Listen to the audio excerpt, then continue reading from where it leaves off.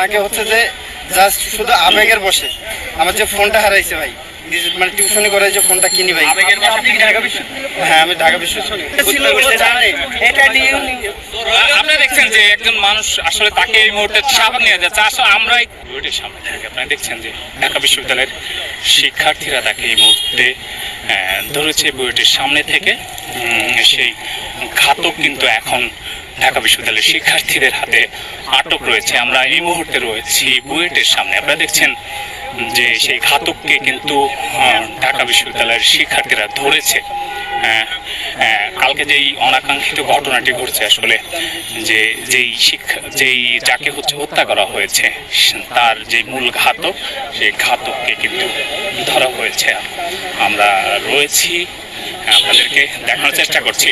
ভাই, হ্যাঁ ঠিক আছে, ও হচ্ছে আপনার এই